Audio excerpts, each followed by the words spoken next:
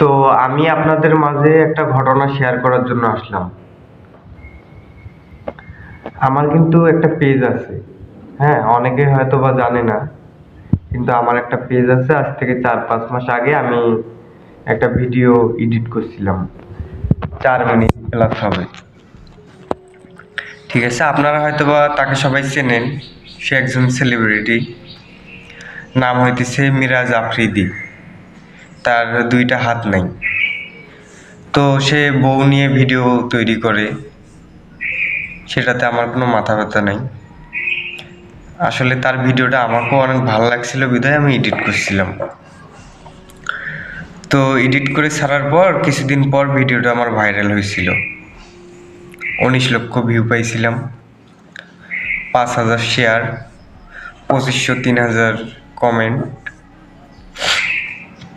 তো দুঃখের বিষয়, ভিডিওটা কোনো ক্লেমও খায় নাই, কপিরাইটও খায় নাই, কোনো প্রবলেম হয়নি। এডিটে কোনো প্রবলেম নেই। প্রবলেম হইতেছে প্রচুর পরিমাণ গালিগালাজ। আমাকে না, যার ভিডিওটা করছি তাকেই। মানে প্রবলেমটা হয়েছে, ভিডিওটার মাঝে দেখানো হয়েছে মাছের মাথা রান্না করার শেষে তার বউকে তুলে খাওয়াইছে পা দিয়ে। তার 2টা হাত নাই। তো তখন তার বউ হালাহালি করতে একটু অন্যটা সাইড হয়েছিল, তো জনগণ এটা ফোকাস করছে। আরও গালিগালাজ, তুই কেমনে খাস, কেমনে টয়লেটে যাস, কি অনেক রকম গালিগালাজ, অনেক রকম কমেন্ট। তো বাধ্য হয়ে ভিডিওটা আমি ডিলিট করে দিছি। হয়তো বা রাখলে আরও ভিউ পাইতাম। আমার ওই পেজে আবার 5,000 ফলোয়ারও পূরণ হয়নি, হয়তো বা সেটাও হইতো, কিছু ডলারও পাইতাম। কিন্তু আমার ওই ইনকামটা ভাই দরকার নেই।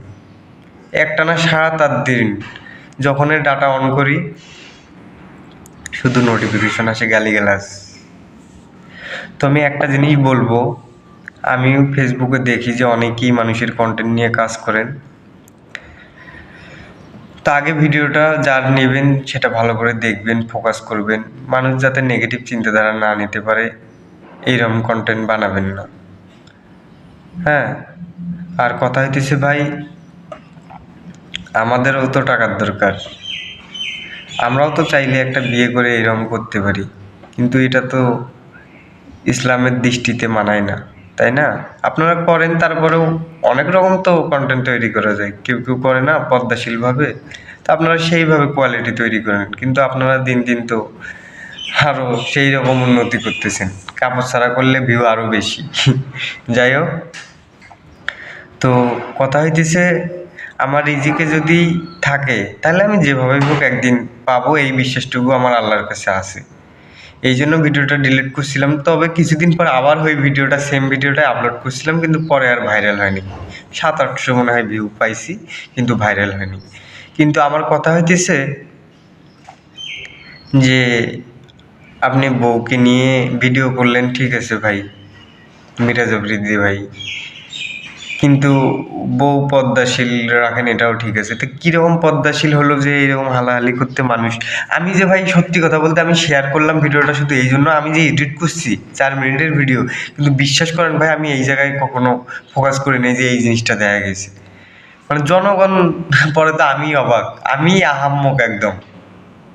ঠিক আছে, জনগণ তো স্ক্রিনশট মেরে মেরে সব আমার একেবারে কমেন্ট বক্সে ভর্তি করে দিছে। ঠিক আছে, এই হইতেছে ঘটনা। আর একটা কথা আপনাদেরকে বলি, যারা একেবারে নতুন বা এখনো ফেসবুক আইডি আবার নতুন করে খুলতেছেন, তাদেরকে বলি, মানুষের কাছ থেকে লাইক, কমেন্ট, শেয়ার চাওয়ার দরকার নেই। আপনি কন্টেন্টের প্রতি ফোকাস রাখেন, কন্টেন্ট ভালো করেন, ভিডিও এমনিতেই ভাইরাল হবে। ঠিক আছে, মানুষের কাছ থেকে চাওয়া লাগবে না। মানুষের কাছ থেকে কয়টা নেবেন? 1টা, 2টা, 3টা, 1000, 2000, 3000, এটা দিয়ে তো আপনার কাজ হবে না। ভাইরাল যখন হবে তখন এমনি অটোমেটিকলি রিচ বাড়তেই থাকবে। ঠিক আছে, মানুষের কাছে চাওয়া লাগবে না। তো এই আশা নিয়ে আছি যে কখনো যদি ভিডিও সেই রকম করি, ভালো কোয়ালিটি সম্পন্ন করতে হবে, ভিডিও এমনিতেই ভাইরাল হবে। তো আপনাদের মাঝে ভিডিওটা বাড়াবো না, জিনিসটা অনেক দিন আগে ইচ্ছা ছিল যে জিনিসটা একদিন শেয়ার করব,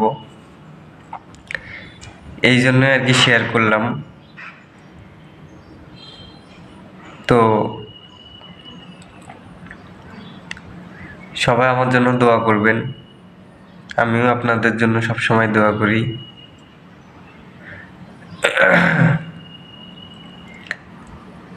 আর আর একটা কথা বলি, আপনাকে কিন্তু নিজের মানুষেরা কখনো ফেসবুকে বা ইউটিউবে কখনো সাপোর্ট করবে না, আপনাকে অপরিচিত মানুষেরাই সাপোর্ট করবে, এটা সবসময় মাথায় রাখবেন।